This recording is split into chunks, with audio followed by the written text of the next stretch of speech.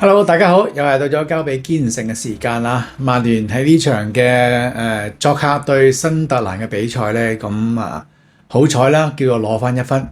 執翻一分添啦。因為你見到縱觀成場嘅表現咧，特別喺上半場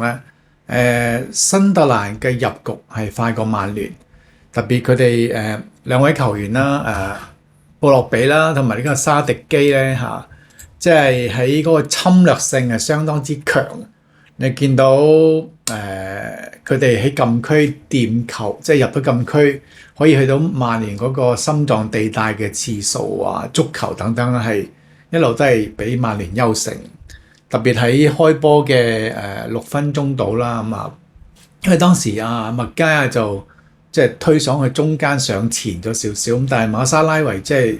就冇收翻入中間，令到對方一打就打穿咗嗰個防線。咁如果唔係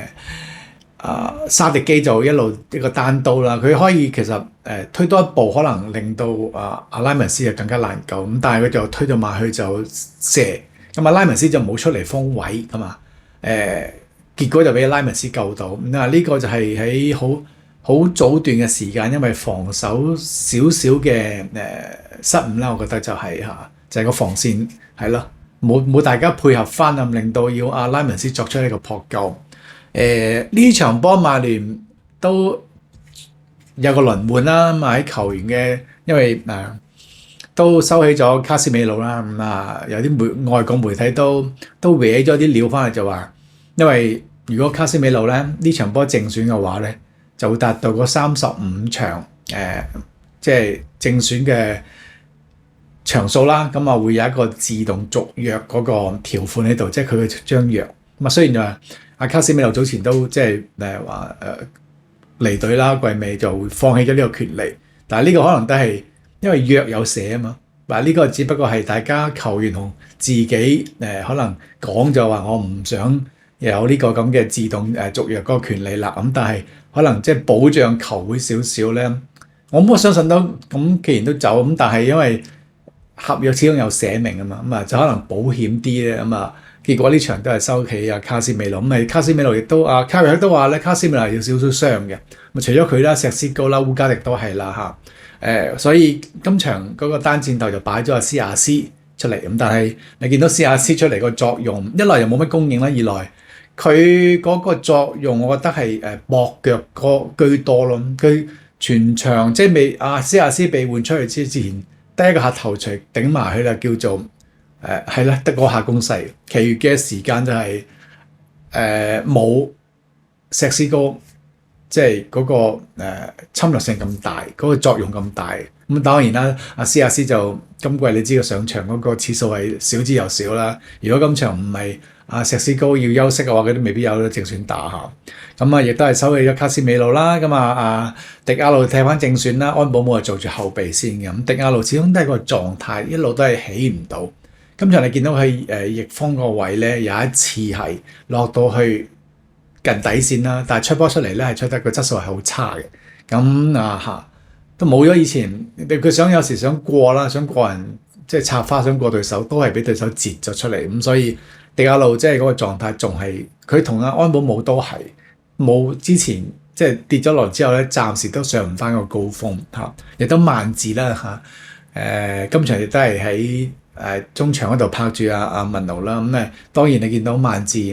佢係比較進攻性少少嘅。你話佢中場掃檔等等咧，或者係個支援點係唔夠，即係做唔到佢想做嘅嘢，亦都係做唔到嗰種掃檔啲工作，即係當然冇卡斯美路咁全面。仲有一範就係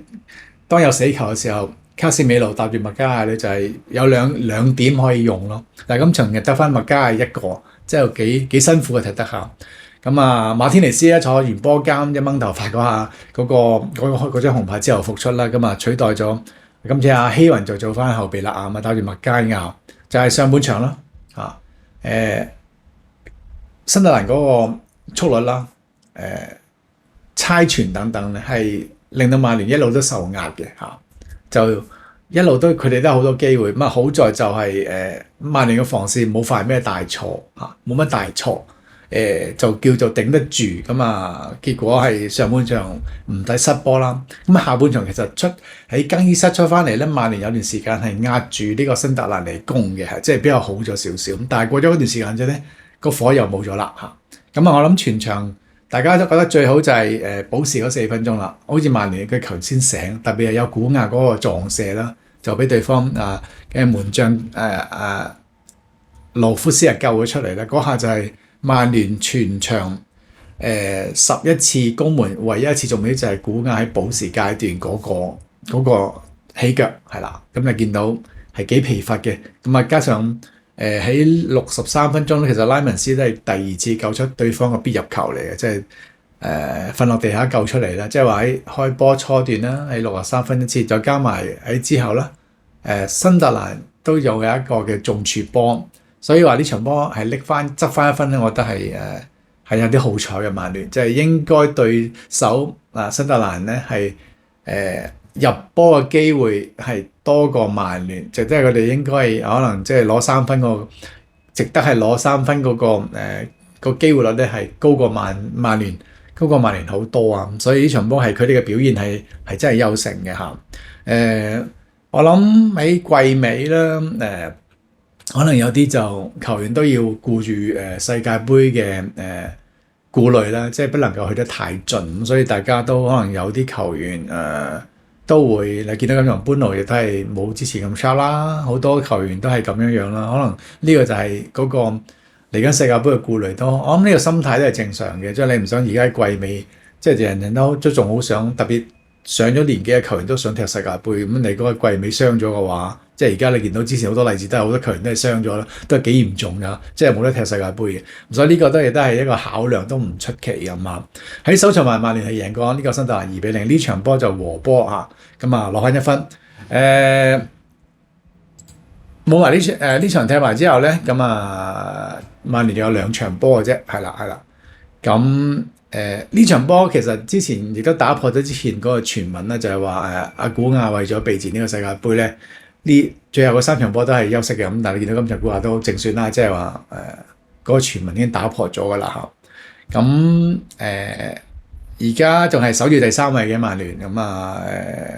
如果呢場波贏就更加即係會更加穩陣咧，前3呢個位置，因為其實你話要衝上前2都難啲㗎啦嚇，冇可能，即係幾乎好微，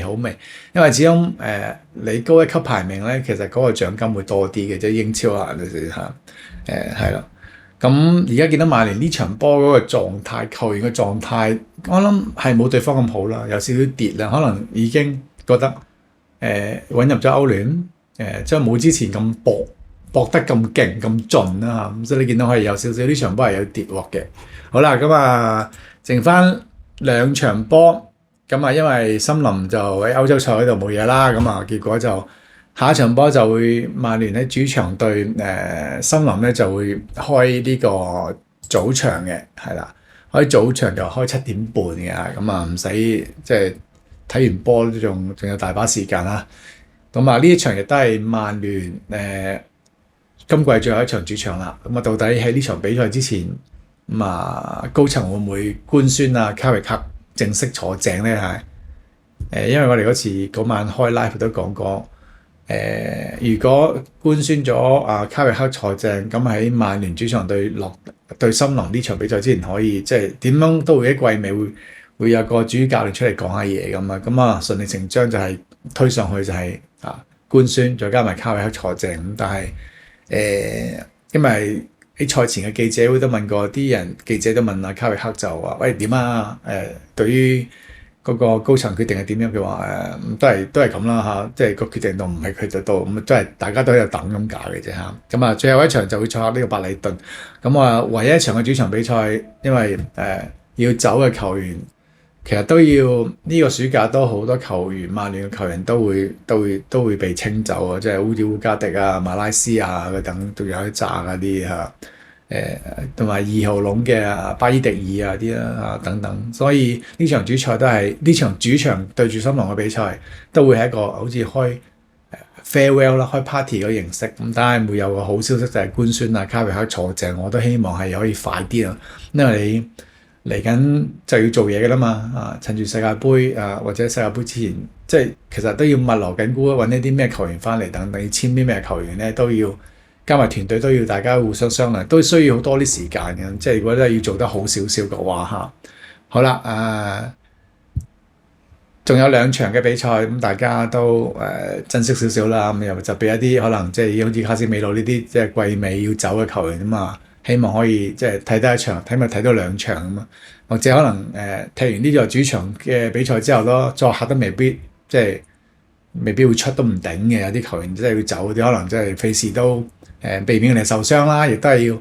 為咗可能要踢呢個世界盃嘅決賽周等等，可能都會有啲嘅球員都踢咗成季，啲都可能會收一收都唔頂嘅，即係你會搬路啲俾佢唞下啦，都唔頂㗎。咁所以下一場主場，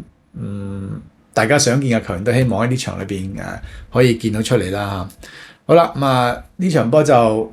少少即係有運，即係叫做執翻1分，叫做好彩啦。我覺得就少少好彩，有1分就即係至少有分落袋先啦唔會係3分絕失啊。好啦，咁呢場嘅點評就講住咁多先，拜拜。